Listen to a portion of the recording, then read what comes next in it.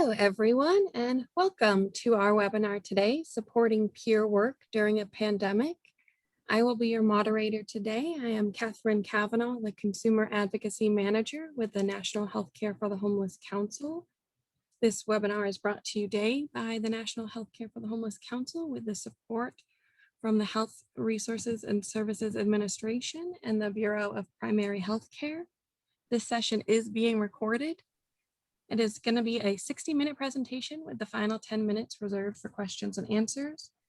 There is a chat box below the presentation slides for any questions and comments. We know we're going to hear some wonderful insights from our presenters during this conversation, but if you have thoughts to add or strategies that work for you, please feel free to share those in the chat box with us.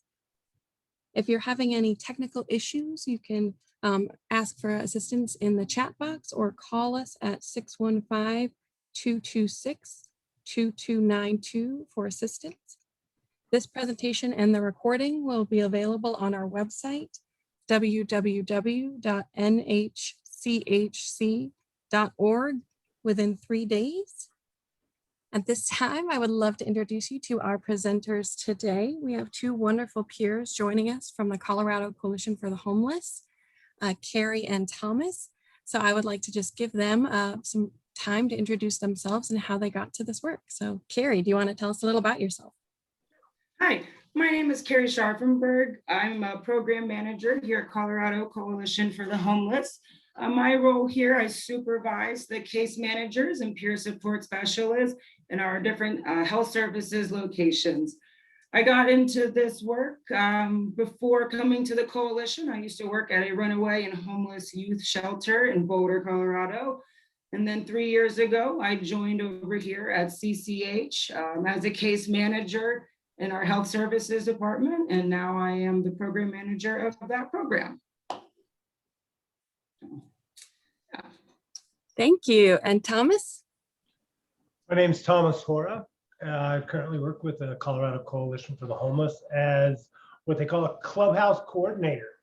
And what we do is we offer opportunities to our clients and our peers to come into our facility and receive services, support, or programming.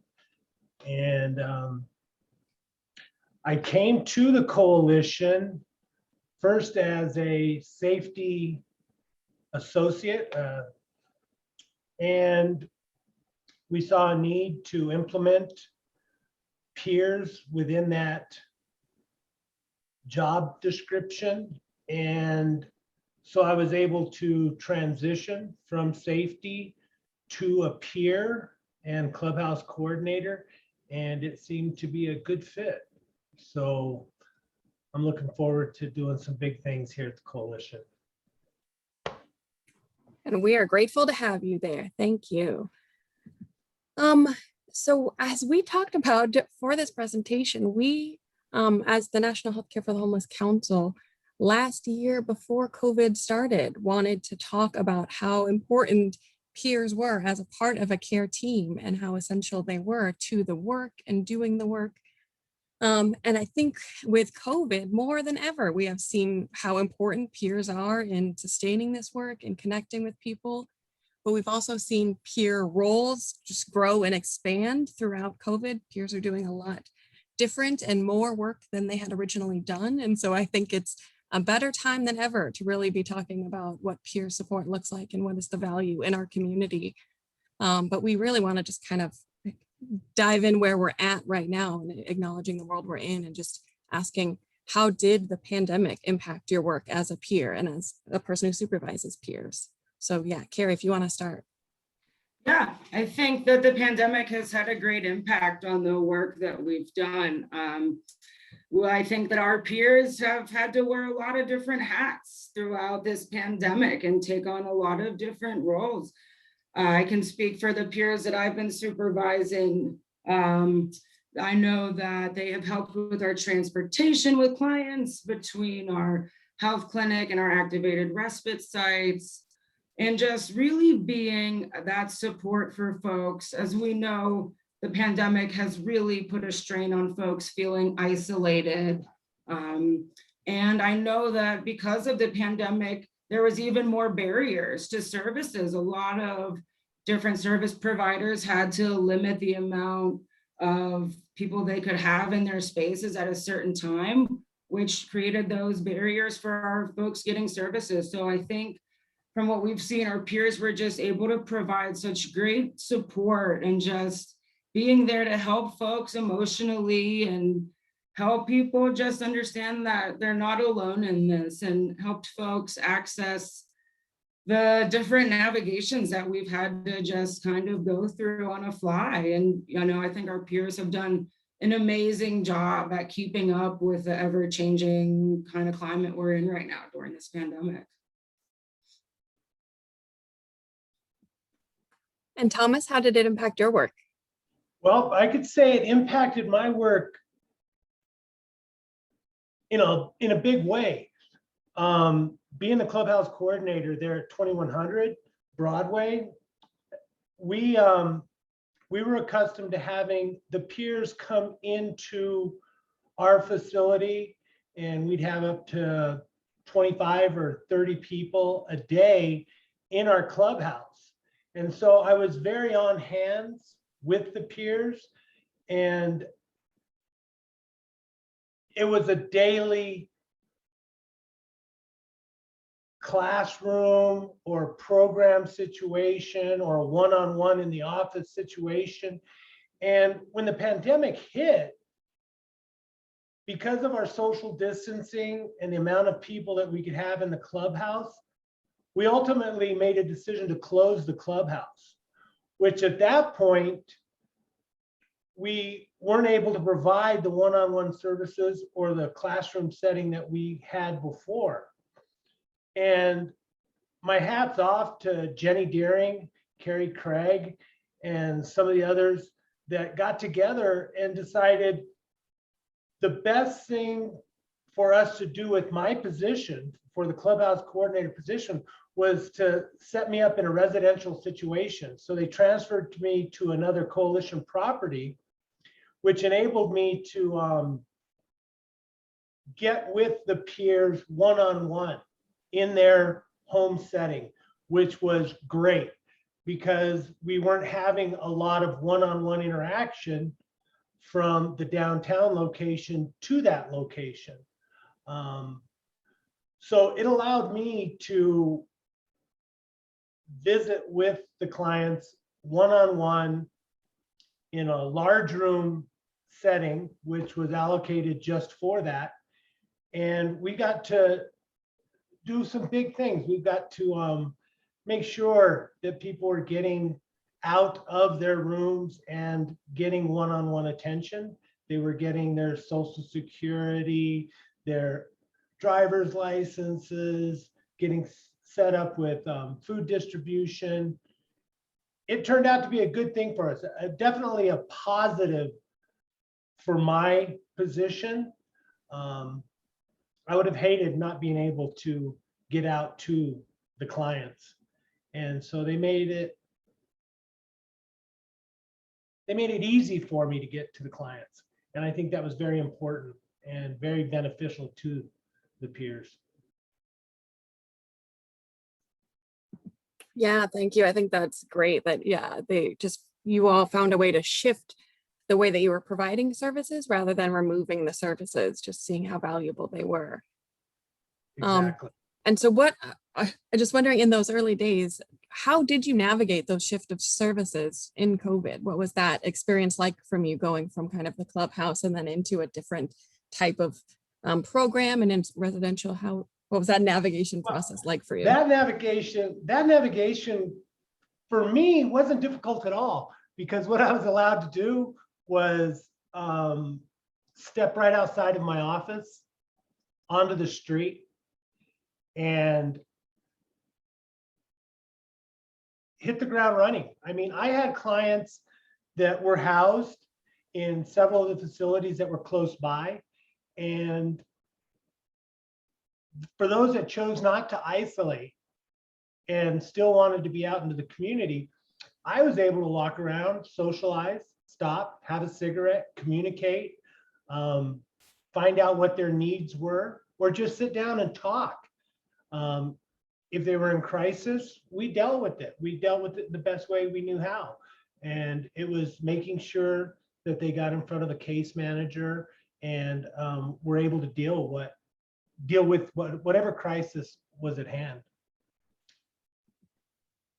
Yeah, I love that. Just opening up the ability to just be with people and giving you that flexibility is so important. Again, my hat's off to Jenny Deering. She made it happen. Being a clubhouse coordinator is just that. I'm coordinating a clubhouse, a facility, but she saw the importance of what the peer work was, and she found a way to allow me the leniency as a peer specialist to get out there and do what needed to be done. And as an organization, I think they definitely stepped up for the peers and let us shine. I love that. Kerri, how did you navigate the shift of services? Yeah, we had to work on finding creative solutions while we were in the beginning. And like as Tom said, folks, that we have that were in housing, coming up with different systems to help folks get medications delivered to them, getting linked up with meal delivery services. And our peers took a really big role in trying to just creatively come up with systems so that people could access services in the midst of all this. And whether that be our housed or unhoused folks, just coming together. And, we always try to say we're going to meet people where they're at. And I think during this pandemic, we've really been able to meet folks where they're at and continuing to provide services and expanding services to different forms of like telehealth and different peer service and stuff via the phone that we were able to do during this to continue to provide this great service to our folks throughout the pandemic. Yeah, absolutely. Just shifting up services and telehealth has been incredible during this pandemic. People really got to brought things from the ground up in a short amount of time. I'm very just awed and impressed at the amount of work that everyone did to get this done. But along those lines, this has been a hard time for everyone. And no one's kind of excluded from the trauma and the stress of COVID. So just want to know for you all, how has the pandemic impacted your mental health, your well-being, and how are you taking care of yourself during this time? Whoever wants to start. You good, Tom? Go ahead. Cool. No, I mean, I think this pandemic has really had a big impact on mental health and well-being. A lot of things that people do for self-care are not an option during COVID. Seeing family, seeing friends, going to events, a lot of those things were put on hold. And that feeling of isolation really has, taken a hold. And I think that one thing that's really helped me throughout this pandemic is the support that I've had here at the coalition between my coworkers, my peers, our staff. And I think just checking in with people daily, weekly, just, always when you see somebody just saying like, how's it going? How are you doing? And getting that kind of reciprocated. And I think being able to have open and honest communications about where people are and how they're feeling, and just understanding and knowing that it's okay to not be okay sometimes. And I think that that's one of the biggest takeaways from this, is that, like I said, it's okay to not be, and to continue to check in with each other. And I think taking the space and mental health days when need be has been really important as well for the duration of this pandemic. You're asking how it impacted our well-being, our mental health. In the early days when they shut down the clubhouse, for me, it was very stressful. I didn't know what I was going to do. I had no direction. I needed support. And I had to talk to people. We had to come up with solutions within our organization. And they did that. And as stressful as it was, it became really easy to deal with the more people that I spoke with in the organization. So with Kerri saying, you know, we need to talk to each other, we need to communicate, we were able to communicate. And it's not only our clients that are out there that need support, it's us within the organization that need to support each other. And we get that, and we work on it daily, and it really does help us become better peers. Yeah, absolutely. The solidarity and camaraderie with my peers has never been as high as in these last several months of just what we're all going through. But I think kind of as you guys were saying, I wonder along those lines, what has the organization done that helped you take care of yourself, or what have they been doing that helps you feel like you have support for your mental health during this time? There's been a number of things CCH has done. You know, at the beginning of this, when everything was happening, and there was a lot of, you know, like food being donated and stuff, and that always helps bring people together. And I think those types of like thank you events have, you know, are really important. And CCH offers a lot of really good resources as well, like EAP programs and things along those lines are helpful during this time. And again, I think it all goes back to a lot of that peer support and like team support. I think, you know, having like weekly meetings and stuff and checking in has been really valuable. And, you know, there's been a lot of different just like tips and stuff put around, and, you know, a lot of like self-care tips and things shared as well. And I think kind of even having those discussions about self-care as an organization are so important, because when organizations talk about self-care and well-being and how important that is, I think that then we kind of see that as well, and it runs through the rest of our teams, and we continue, like I said, to check in with each other. And I think that CCH has done a good job at supporting our staff during this. I think it goes a lot to our management team. It wasn't so much for us reaching out, looking for support. It was them coming to us and asking them what they could do for us. And I thought that was amazing, being reminded that, hey, taking time off is okay. If we were in a stressful situation with a client, there was a couple times that my management team would say, hey, it's okay to tap out. If it's creating stress for you and you're overwhelmed, it's okay to tap out and pass it on to another peer. Allow someone else to approach it from a different angle. That was amazing to me, to have a staff that looked at our self-care or how we were doing in our job and was aware of it. They pay attention. CCH does a wonderful job with that. Not to mention, they reminded me about massage therapy. Every so often we can have one of those done. And I thought that was great. I think our organization really, they've got a handle on what they should be doing, and they're doing it for their staff. Yeah, I think all of that is really key of just, yeah, having that leadership buy-in at the top of the importance of it, and not only communicating it consistently, but incorporating it into practice and encouraging people to take days off and take time and step away from clients, and just allowing that kind of flexibility for all staff to just be humans in this work. I appreciate that. That's great.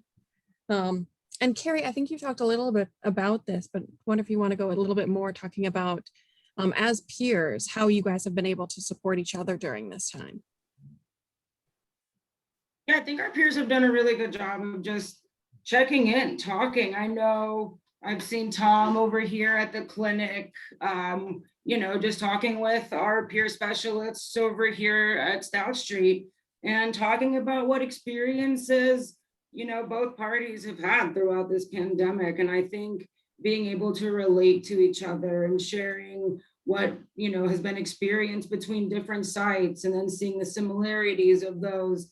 And I think sometimes whenever someone's having like a difficult situation, maybe had a tough client interaction, it's just really, it's nice to have that support where you can go to somebody and in a safe way, share those feelings that you had about an encounter, or just come up with, again, creative solutions. And I think that the peers have done a good job of supporting each other. At one point, we did have like a group where the peers would come together monthly and meet. And I think that was a really good opportunity for folks to be together and talk about those shared experiences that they've had, or kind of just bounce some stuff off each other and be there to support.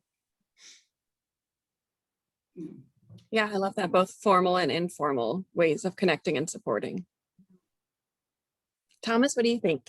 Other ways that you guys have supported each other as peers? Well, I think Kerri hit it on the head when she said that, by me going to other locations or peers going to other locations and speaking with each other or asking for advice, it's the best thing you can do as a peer, because in doing so, it allows us to get different perspectives of things. There's people, I look up to each and every one of the peers because we all have our own take. We all have had our own journey to recovery in some way. And sometimes we look at something in a way that says, oh, I've been through that. Well, we've been through something similar, but maybe not that same thing. And we can get jaded by thinking, yeah, I've been through this, and approach it the same way or a similar way as you have in the past.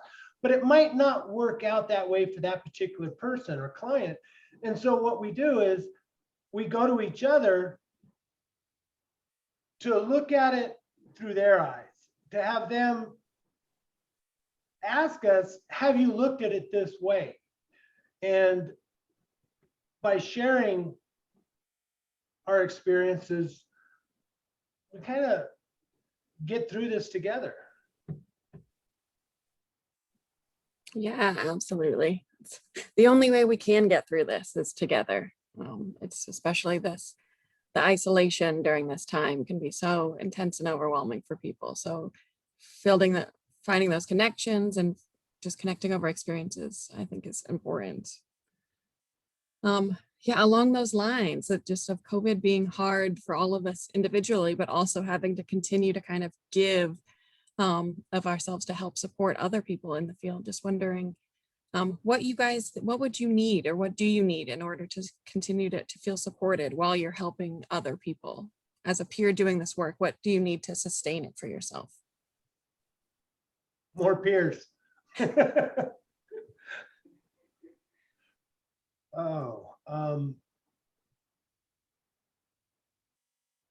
I think continuing education is something that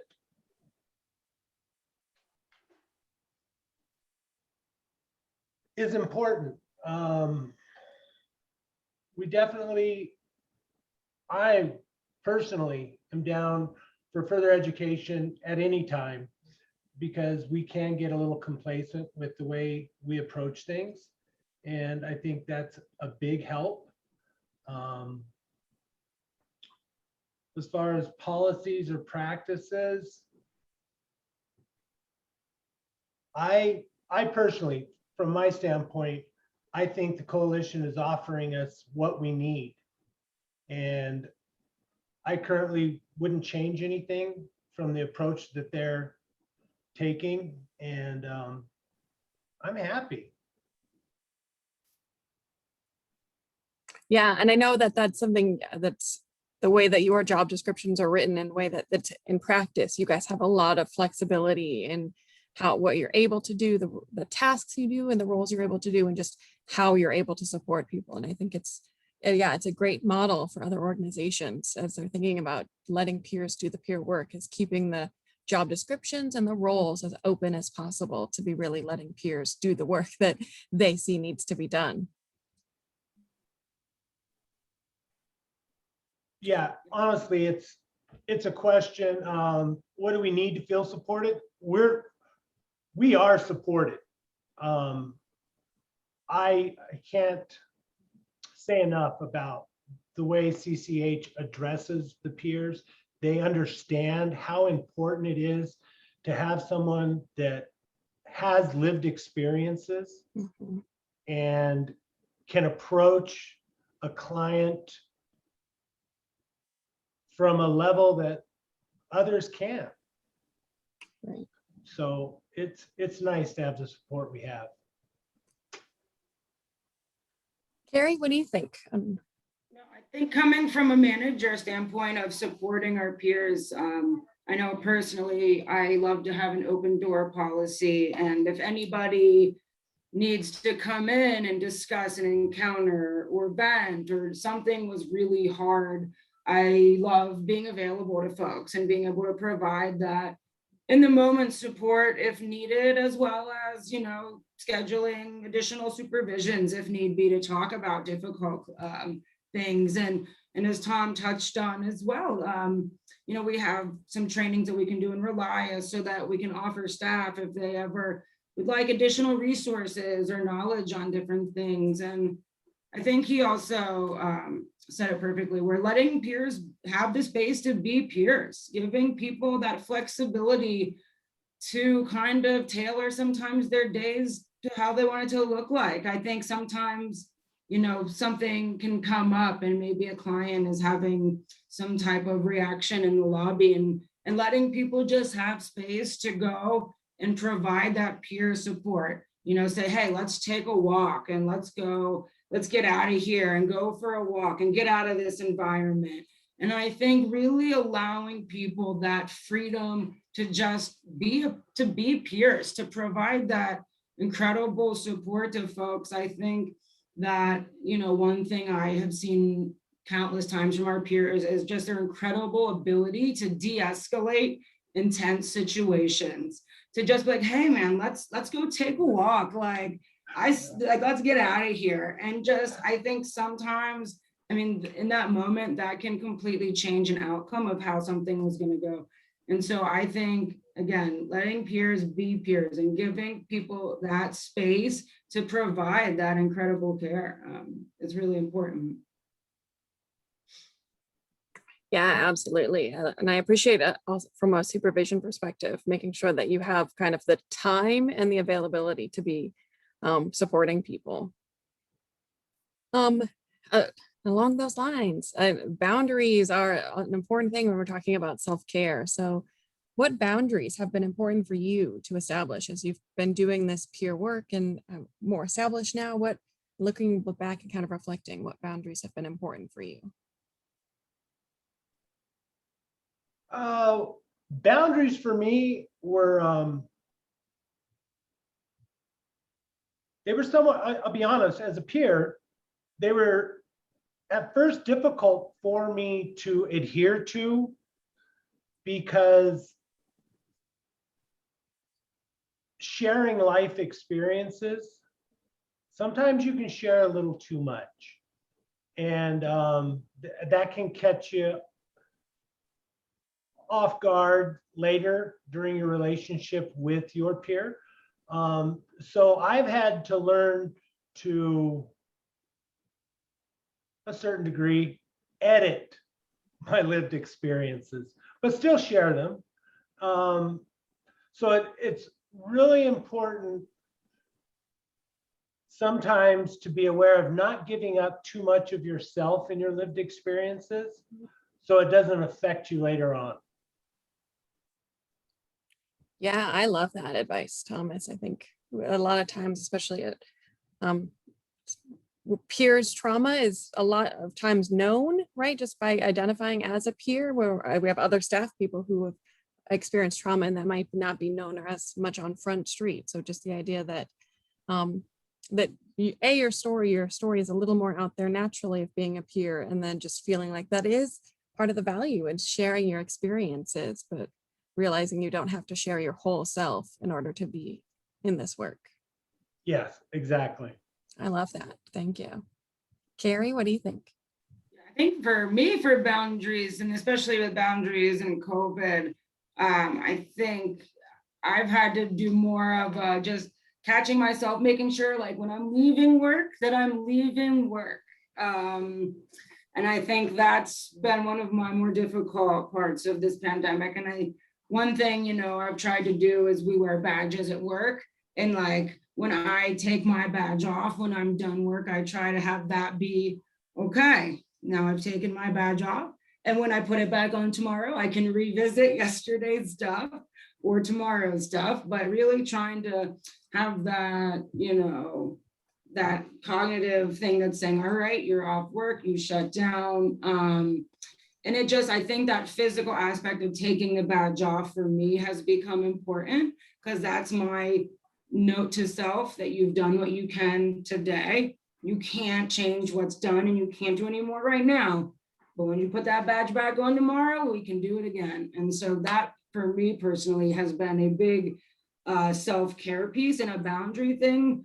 Because in Denver, they've been doing a lot of sweeps and stuff lately too, and that's been really difficult to see. And so just trying to remember what we can do, what we do at work, and, you know, just try to take each day and go from there. Yeah, control what we can't control is always the hardest lesson to get. Yeah. But I appreciate the idea of like creating some sort of like physical action to kind of signify being like creating that boundary. That's like a good kind of representation. I like that. And so kind of going back to incorporating all of this, just wondering, how do you balance your personal experience of trauma on top of the secondary traumatic stress that comes from seeing people still experiencing homelessness and still struggling? And so how do you balance kind of still being healing in your own recovery and also supporting others? Well, I think you said it in healing, the vicarious trauma, the secondary trauma that comes with dealing with the clients, in my opinion, it weighs heavy. It really does. But it goes back to what Kerri just said. You have to be able to remove yourself at some point during the day. At the end of the day, you have to let go, start the next day. But during that time, you have to find time for your self-help, your self-care, to go out on a hike. For me, it's bike riding. I get on a bike and I go. And that allows me to become one again with myself and put everything else aside. And that allows my stress levels to kind of come down to a reasonable, manageable level. Plus, with long-term addiction recovery, I like to go to meetings. I think that's important. My self-care is still going to meetings. It helps me understand that what other people are going through, I'm still going through. And it gives me a good balance. Yeah, I think, you know, secondary trauma, vicarious trauma is a very real part of the work that we do. You know, I think day in and day out, we see deep human suffering. And I think one thing that's helped me balance is just some of those client interactions where you'll have a day where you're walking by the front and somebody that you may have helped a year ago runs up to you and they want to tell you that they got housing and that they just got a job and they just got this brand new bicycle that they want to show you around the corner. And those moments, like that to me is everything. That's the balance for me, is I know that yes, I am going to see the difficult things and I'm going to hear some really hard things. But then when you see that smile of somebody that just got their apartment key, or somebody comes and says, I've been 7 days sober, and you can just be like, that's incredible, congratulations, that's huge. Those moments, I think, for me, being cognizant of those balances of what we see has always really helped me balance some of this vicarious trauma, and some of the secondary trauma is just celebrating those really big wins and kind of carrying those over till you get the next one. Yeah, absolutely. I think celebrating the wins is important. I think we can, this work is hard, the struggle is real, and I think it can be hard to remember that we're not saving the universe all at once, so it can feel a little bit overwhelming, but we're making incredible strides in people's lives, and people are really connecting to themselves and their dignity in a way that is so important for them. And that's, if we can help individuals, that's all we can really do. So I appreciate that. I'm going to move on to our next set of questions, but I also want to ask if anyone in the chat, in the attendee pod, if you have any questions, if you want to ask the group, please feel free to ask some questions. I'll be opening it up to group questions in about 10 minutes. So if you have any questions for Kerri and Thomas, please enter them in the chat. But now we're going to talk a little bit away from COVID and just kind of talking a little bit more generally about work as a peer, and wondering, like, what was that transition period like when you first began working as a peer? How did you get into that role, and what was that transition like? Kerri, do you want to go first? I have not worked as a peer before, just a manager of peers. Got it. I got this. Thomas. Tom's got that. You know, becoming a peer wasn't my first goal with the coalition.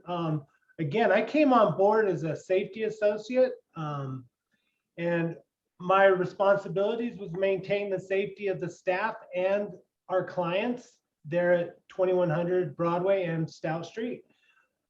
So in dealing with the clients and the crisis that come with the day-to-day interaction of the facilities, people would come in crisis or escalated.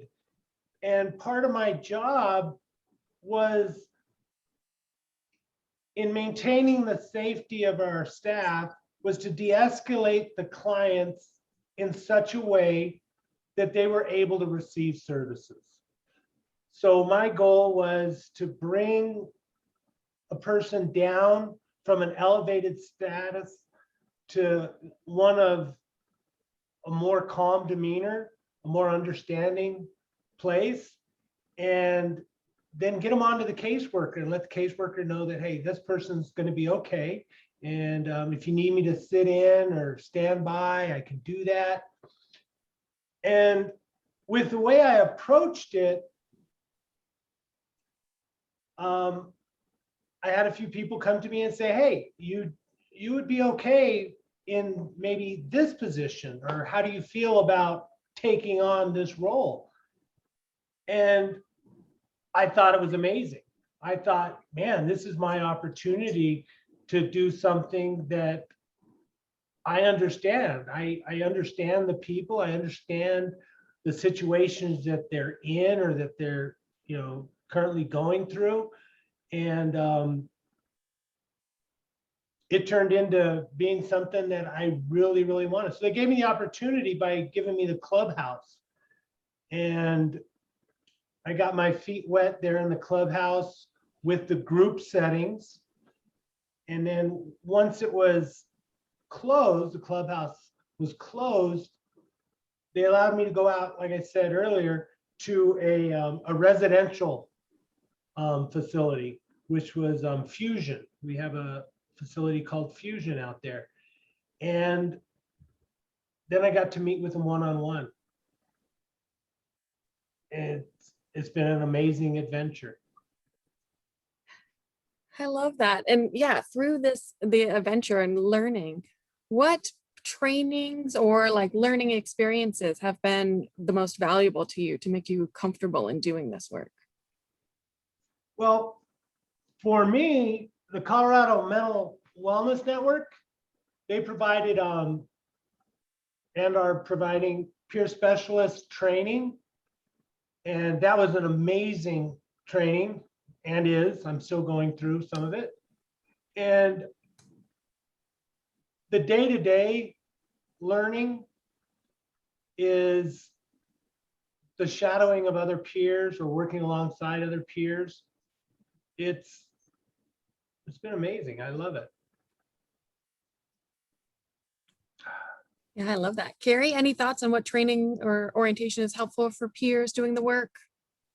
I know that we have numerous trainings, like we said, like on Relias, and then some of our peer specialists, when they go through like their certification, there's numerous different trainings that people can take on like trauma-informed care. Trauma-informed care training, I think, is always very important.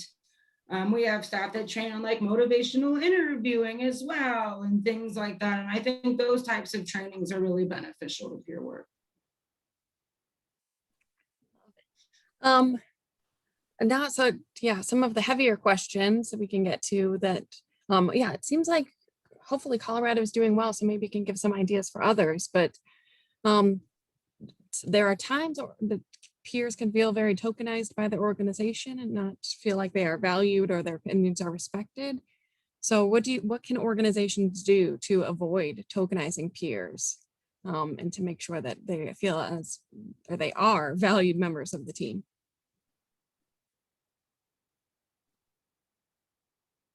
Oh, give me a second on that one.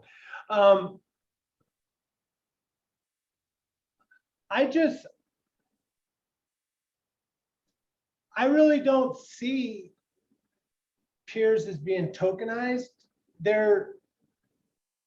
What they do seems to me, now this is difficult. It seems to me that what they do and their benefits are obvious. So I have a difficult time seeing organizations tokenizing. I would say from like a managerial standpoint, I think one thing when it comes to that is utilizing, folks appropriately and, in meetings and things like that, inviting peers to a meeting, not just for somebody to say, oh, we have a peer at this meeting, but inviting somebody to actively engage in the conversation and be part of the discussion, whatever that may be. So I think being very intentional with that is important. Yeah, I think that's great. Just, yeah, intentionally making sure that they are a part of the care team and not just an afterthought. Well, it is important that our trauma is known because that's how we benefit others.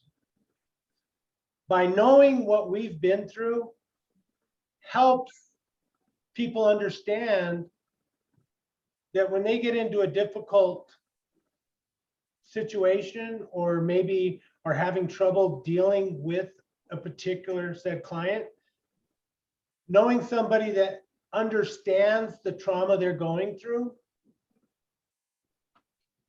really helps keep that from happening. Yeah, absolutely. And do you if you have any ideas, when organizations are hiring peers, are there any mistakes that you have seen people make, or maybe in other organizations, of just not preparing people or not supporting people well enough? I think in the hiring process, their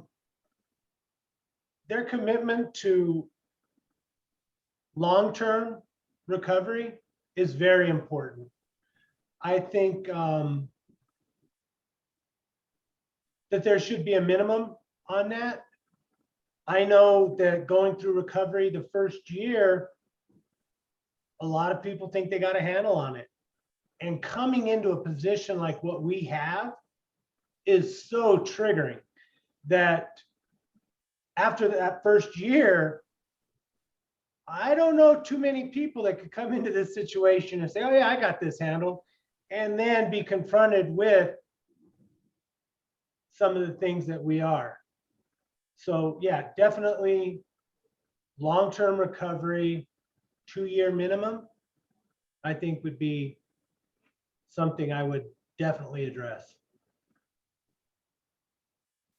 Yeah, I was thinking the same thing that you were there, Tom, as well. And for myself, I actually, 2 of the peers that I supervise have been with the coalition for about 7 years now. So I've only actually hired 1 peer recently in this role. And I think that says something too about CCH's ability to really respect the work that peers do. Is just seeing the longevity of the peers that we have here. I think really speaks volumes to just how much we appreciate our peers here at CCH. Yeah, absolutely. Hiring peers is one thing, but being able to sustain peer work for that long is incredible. Well, and that goes back to our support from our peers, because the day-to-day, what we experience as peers, if people who have never had mental health issues or addiction issues, I hate to say, they really don't understand how involved a peer gets or what type of effect what work they do has on their personal health. But it's huge. It's huge. And it's tough. It's tough work. Yeah, that's a good point. And I'm going to stop the share just so I can see the questions and open up for the chat. But starting into the Q&A time, I might start it off there, just wondering, I guess I'll just go this. There's a question here on, they're curious about how, Thomas, you navigate your dynamic of your lived experience being outed by the nature of your position, realizing that other staff may have had lived experience, but it's not out forth and intrinsic to their roles. So do you feel any kind of contradiction about having your lived experience known and other people's not known? Absolutely not. I think in order to do my job, I need people to understand who I am and where I've come from and what has happened in my life. And the people around me that I work with respect me more because of it. I believe that's the feeling I get. And so I think in being honest with yourself and honest with others, people understand who you are. They appreciate you for what you're doing and the work that you're putting in by being of service. And for me, that's exactly what I do. I get paid to do what I do, but who would have ever thought that I was going to get paid to be of service because of mistakes I've made in the past? And I've learned from them, and I'm able to help others with that as well. So I love that I'm outed. Yeah, I love that. Yeah, I have to tell people about my trauma. It's a lot harder, right? So along those lines, the question I was going to ask is just, what would you want, like our clinicians who are maybe like typically educated, what would you want them to know about the work that peers do? What do you think that clinicians need to know about peers and working with peers? What they need to know, I couldn't really, I don't know what they need to know, but what I do appreciate is the clinicians we have have paid attention in such a way that they appreciate what we have to offer as peers. They know where they're at, never say, let's just, for instance, maybe not having an addiction, but having someone that has lived experiences, they lean on us. And that's neat. That for me, that's neat. They know that they may not have an understanding like I do. And I don't have an understanding so much of what they do. So when it comes time to separate those two positions and understand this guy specializes in this and this person specializes in that, and they're aware of it, God, it's great. It really is. And I know here at Stout Street Health Center, we have two peers here that work very closely with our clinicians at the clinic. And I think that it's been really great to see clinicians reach out to peers just to ask different questions about different circumstances, different situations. And I think there's something to be said about somebody having lived experience that's comfortable meeting with a provider. But I think peers can give that perspective to providers and the clinicians, maybe why their patient doesn't have trust for them yet and why that's going to need to take time to be built. People have been burned by service providers, clinicians, case managers. And so I think that having a peer, especially in a healthcare setting, is so valuable to kind of bring down some of those fears. I mean, imagine just sitting out in the lobby waiting for your appointment and you haven't been seen by a doctor in a really long time. Like having a peer that could sit with you and kind of just talk to you while you wait and ease some of those nerves is just so vital. And I think any gap that we can bridge in services is so valuable, and peer work is a huge bridge for that gap. It's really important. I think being able to help folks be comfortable in healthcare settings when so often they're not.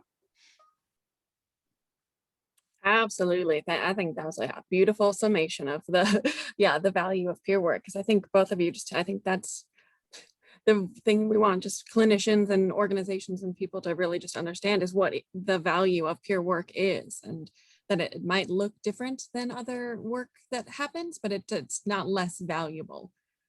There's an incredible value and need for this work.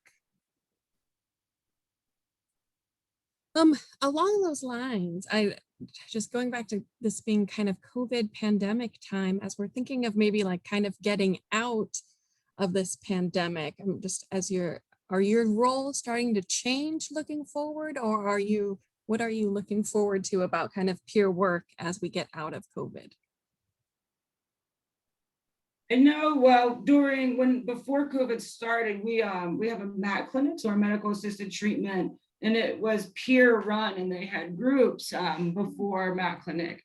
And since COVID started, due to social distancing, we haven't been able to have that group. And I just always thought that was really vital. And so I'm looking forward to being able to do in-person groups again. I think that really helps folks with not feeling isolated. And I think group space like that is really valuable. So that's something I'm looking forward to being able to do. You know, Kerri hit it on the head again. The groups themselves, opening up our clubhouse, the coalition clubhouse, and allowing the social interaction of the participants is huge. Giving them access to computers, giving them access to their gaming, just a general conversation, allowing the social interaction that they're missing now to come back into play is huge. It's such a positive environment that it's something that's truly missed. Absolutely. Well, we have just a few more minutes. If anyone has any final questions, please put them in the chat box or forever hold your peace. But as we're thinking about this, I just I want to appreciate both of you guys for just being so open and sharing about the value of peer support, and just wanted to open it up back to you guys for just if there's anything else that we missed talking about COVID or peer work, how you got to this work, what's important to you. Is there anything else that you wanted to share with us? I just think it's important. Like, again, my co-participant there, Kerri, you know, it's really important for the clinicians and the case managers to understand that the peers are there to support them as well as their clients, 100%. And when they have difficult situations that maybe they don't understand why a client is acting the way they are, or maybe not even showing up to appointments, it's nice that it would be nice if they just reached out to the peer and asked their advice on this particular situation, because there is a lot that we see from our perspective that they're not seeing at all. And we can give them that information when they allow us to be a part of it, and kind of surrendering themselves to accepting that fact. The peers are there to work as a team and support the ultimate goal of the client. And for me, CCH is the first organization that I've worked for that really utilizes peers. And so having come to CCH and seen the way that peer support specialists are valued has just been incredible. And seeing the work that the peers do is just mind-blowing. I think since I started, just really watching the different roles that our peers have taken on, from our MAT groups and our clinics to the clubhouse, to being able to provide support on the streets and in the shelter or in the clinic. I think it's just been so incredible to see how valued peer work is within our agency. And I think that we've been able to really connect some clients to care that may otherwise have not trusted the system. I think, you know, in a broken system, trust is broken a lot. And I think that the peer work done at the coalition has been really vital to folks getting their needs met because of the comfortability that they feel when they come through our doors. And that just speaks volumes to Tom and all the other peers at CCH, just how incredible that the work that they do every single day. Yeah, absolutely. I love that, guys. I think, yeah, the value of peer work is so incredible. And I think just that you feel that and you feel valued as an important part, vital piece of the care team is so important, because you are. We would not be able to do this work without peers, and there's an incredible value. So thank you both for sharing your time and your information and your experiences with us today. And thank you to all of the attendees for joining this webinar. The recording will be posted on our website and mailed out to attendees within 3 days. At this close of this webinar, an online survey will automatically open. If you would please complete that survey so we can ensure your future webinar experiences are fantastic. And visit our website, www.nhchc.org, to learn more. Thank you all for your time and energy today. Have a great day. Thank you, everyone.